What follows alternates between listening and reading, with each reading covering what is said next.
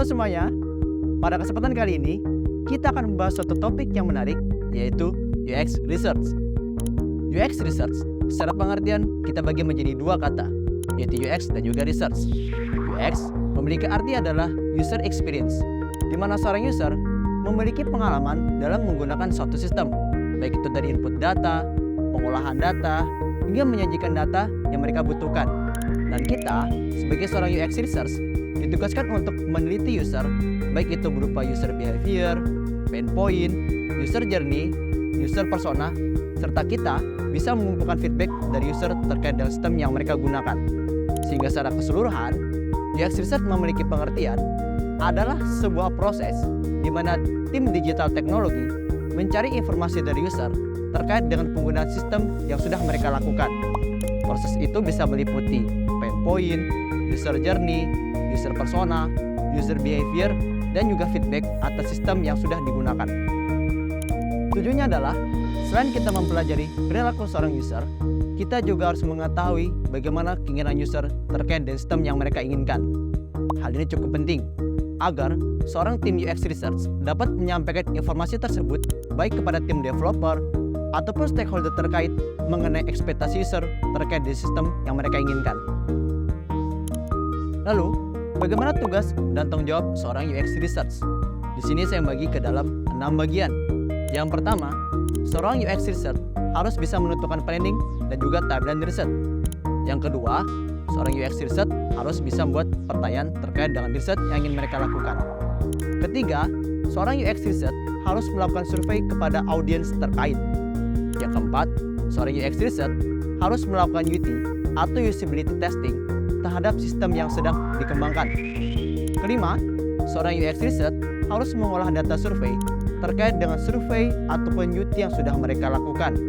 Hal ini cukup penting agar data tersebut bisa mereka presentasikan kepada stakeholder terkait mengenai hasil riset yang sudah dilakukan. Bagaimana seorang UX Research dalam bekerja?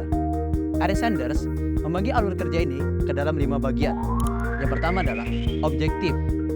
Ketika seorang UX Research menerima suatu proyek, hal yang pertama kali dia lakukan adalah mempelajari proyek tersebut, mulai dari latar belakang, permasalahan, objektif, hingga goals dari proyek tersebut.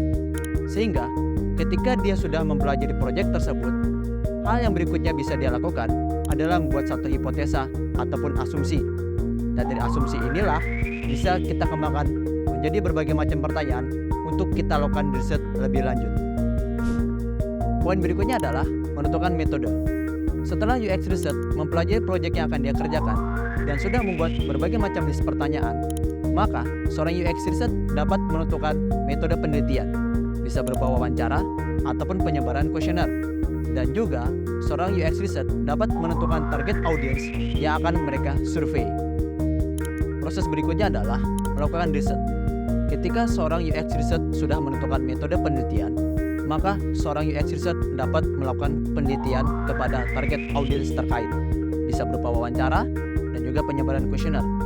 Tujuannya adalah untuk mengumpulkan informasi sebanyak-banyaknya dan diolah untuk menjadi suatu data penting yang akan dipresentasikan kepada stakeholder, bisa berupa pain point, user journey, user persona, dan juga feedback dari user terkait penggunaan sistem yang sudah dilakukan. Ketika informasi dan juga data itu sudah dikumpulkan, maka seorang UX Research dapat mengelola dan juga dapat mengubah data tersebut untuk dipresentasikan kepada stakeholder terkait. Soft skill apa saja yang dibutuhkan oleh seorang UX Research?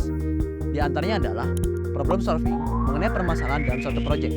Yang kedua adalah critical thinking terhadap isu yang terjadi dalam suatu proyek. Yang ketiga adalah rasa keingintahuan yang tinggi terhadap proyek yang dia kerjakan ataupun terhadap sistem yang saat ini dia kerjakan. Yang keempat adalah adanya pengalaman dalam melakukan research. Yang kelima yang tidak kalah penting adalah komunikasi, baik dia komunikasi dengan user ataupun komunikasi dengan stakeholder terkait. Dan tak kalah penting adalah time management, di mana seorang UX Research harus bisa mengelola terutama waktu dalam melakukan penelitian. Tools apa saja yang bisa digunakan untuk penelitian? Di sini saya mempunyai 5 tools. Yang pertama adalah Optimal Workshop, lalu bisa menggunakan Lookback, lalu ada Typeform yang berfungsi seperti Google Form, kemudian ada Maze yang bisa digunakan untuk usability testing, dan terakhir ada Hotjar.